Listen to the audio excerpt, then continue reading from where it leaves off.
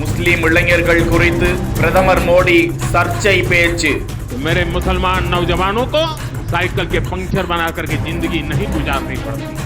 ஹரியானாவில் ஹிசார் என்ற பகுதியில் விமான நிலையத்தை திறந்து வைத்து உரையாற்றிய அவர், வக்ஃபு சொத்துக்கள் நேர்மையாக பயன்படுத்தப்பட்டிருந்தால் முஸ்லிம் இளைஞர்கள் சைக்கிள் பஞ்சர்களை சரி செய்வதன் மூலம் வாழ்வாதாரத்தை ஈட்ட வேண்டிய அவசியம் இல்லை என்று பேசியிருக்கிறார். பஞ்சர் தொழிலாளி என்பதை இழிவான சொற்களில் பயன்படுத்துவதாக முஸ்லிம்களின் மோசமான பொருளாதார நிலையை அவர் கேலி செய்யும் விதமாக பேசியிருக்கிறார் என்று இஸ்லாமியர்கள் ஏராளமானோர் அவருக்கு எதிர்கருத்துக்களை தெரிவித்து வருகிறார்கள்.